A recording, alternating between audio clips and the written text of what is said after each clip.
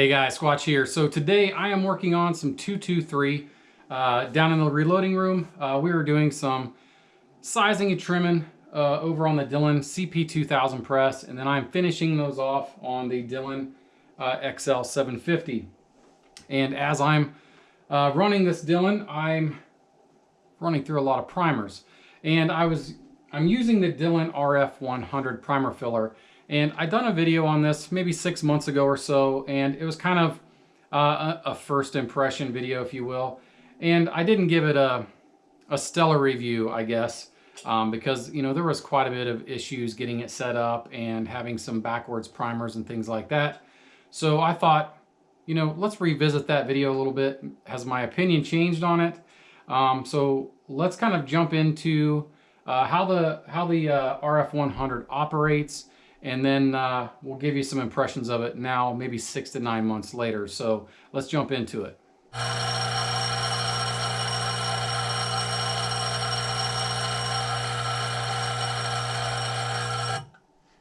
All right, so one thing that this thing is not going to handle is, not the best quality primers. And, I'm using some Wolf primers down here, and they're good primers, don't get me wrong.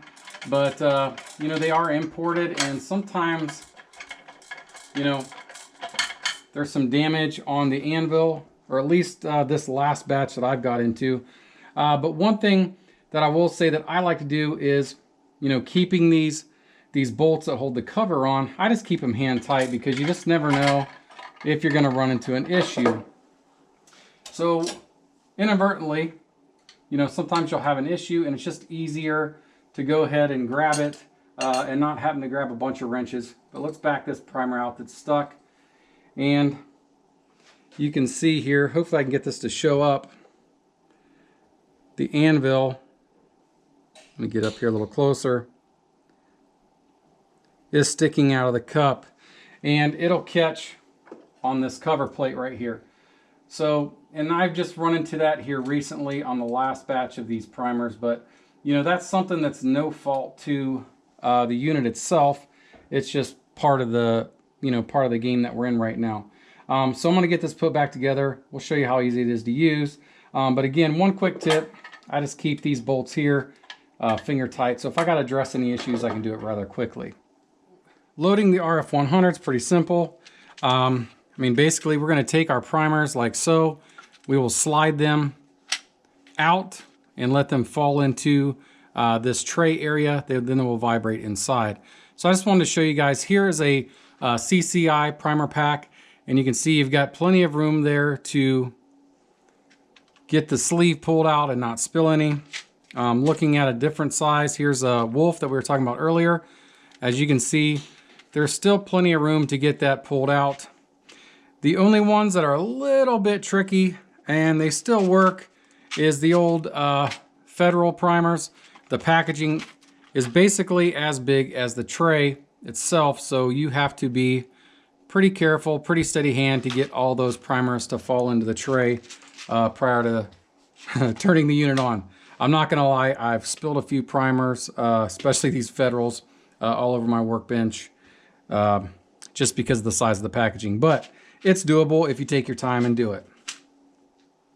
So I mentioned this earlier, the key is getting it set up correctly.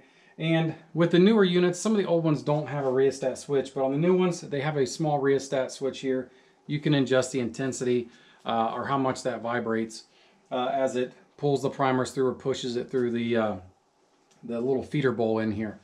And I found, especially switching to a different brand, like from a Federal to a Wolf or something like that, that I may have to adjust that rheostat a little bit.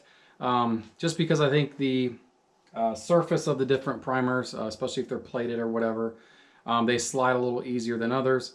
And I want to use up as much of that time as I can so that I make sure that I get everything settled in there correctly. Now you will have to make adjustments to it.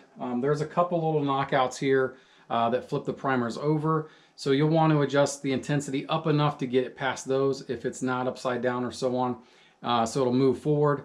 And then not too much that it'll knock right on by it no matter what, if it's upside down or not. So there is some playing with it, but I think after the first couple thousand, primers that I put through it, you know, I could tell as soon as I, you know, dumped them in there and saw how they were vibrating, where to make the adjustment. So it's just like anything else, you know, these presses, you have to, you know, kind of tinker with it a little bit to get it to run perfect, and this is no exception.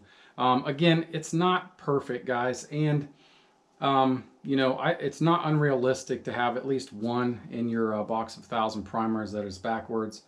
You know, I've got lucky and had, you know, 3, 4, 5,000 primers through it and not had a single backwards fitting. You know, the other thing, this unit is quite expensive, $425 as of today's pricing in October of 2021. And there's a lot of other units out there that's working just as well from the reviews I've seen on YouTube. So that's a decision that you'll have to make. But, you know, again, it's very simple. The one thing with this unit, it comes in a large and a small primer unit. The blue cylinder is small primer, and there's a red cylinder for large.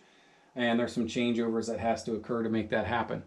So you can buy a changeover kit to do large or small with this particular unit.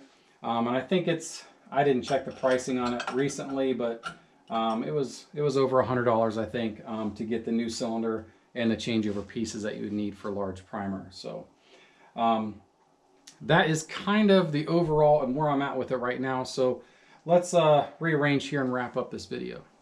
All right, guys, that's gonna kind of wrap up the Dillon RF100. And again, we're looking at it about 6 to 9 months later since I got the first unit, and I'm pleased with it. You know, for us, especially running like the RL1100 with the Mark 7 automation package on it, we're doing 9mm at a pace of about 14 to 1500 rounds an hour, and I'm never waiting on primers. You know, I fill it up, let it do its thing while the machine is running. I'm doing other things, filling bullet feeders and things like that.